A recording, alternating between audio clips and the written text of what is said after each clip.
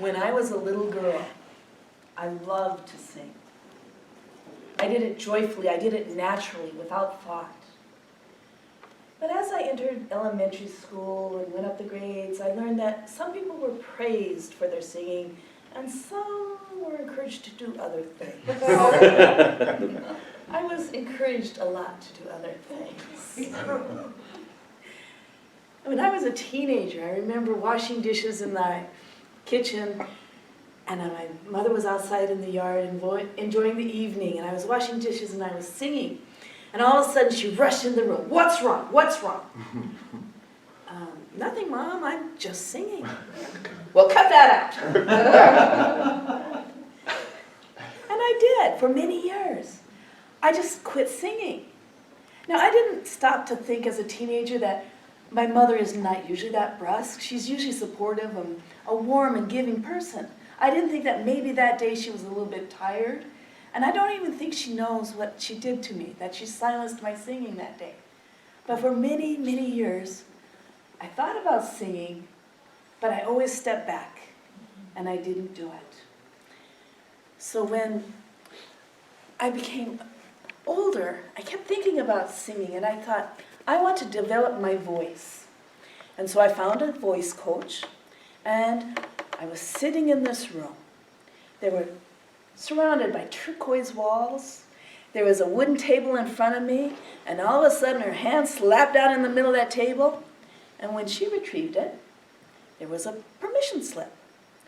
Now your first thought might not be, well, wow, I haven't forged my mother's signature in decades, or I don't even know if I can do it any longer. That was my first thought. My second thought was, I am 54 years old. Why do I need permission for anything? And she looked at me and she said, well, Sarah, you are 54 years old. You've been thinking about developing your voice for many, many years. Why haven't you done it? What has held you back? So you have to give yourself permission to fulfill a dream. And that got me thinking, how wasn't I giving myself permission? What was I doing that was blocking myself? And the first thing I thought about was, how do I talk to myself?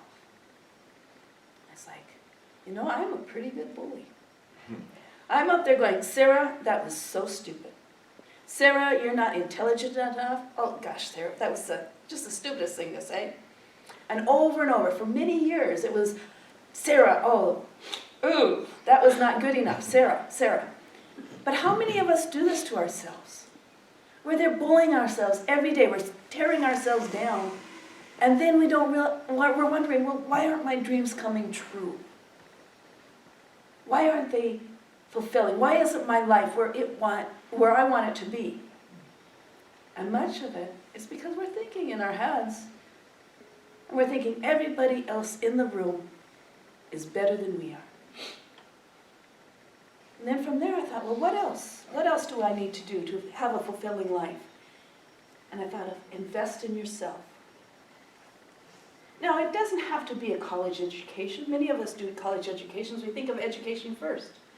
But when we invest in ourselves, we should be asking, what would make us feel fulfilled now and in the future?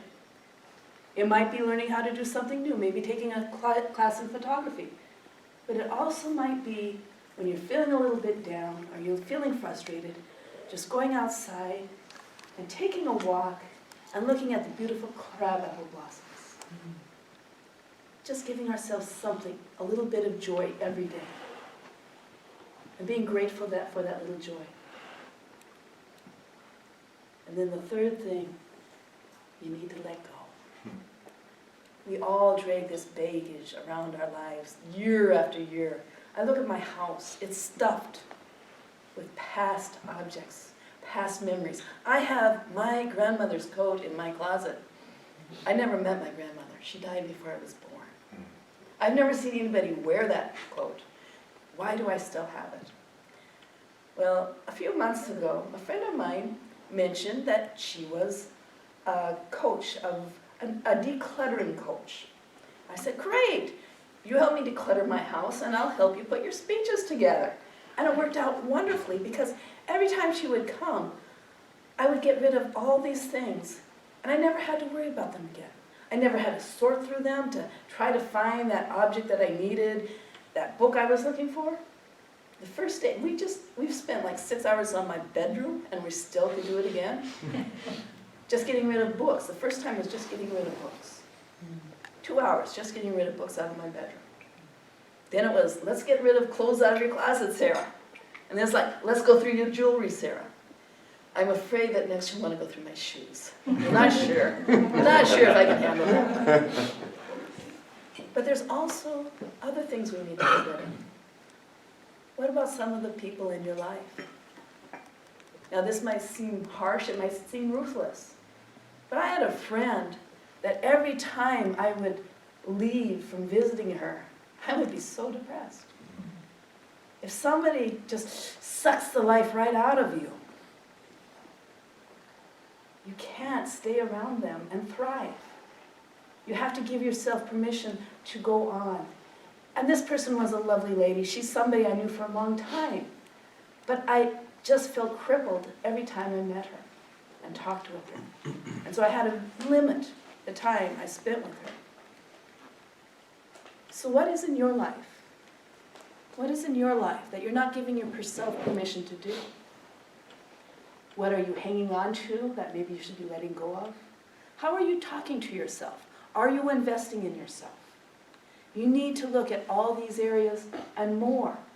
What are you giving yourself permission to do? What is that dream that is just over the hill?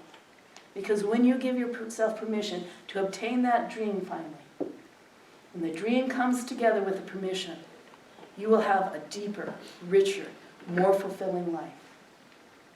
And so over the next week, think about, where am I not giving myself permission?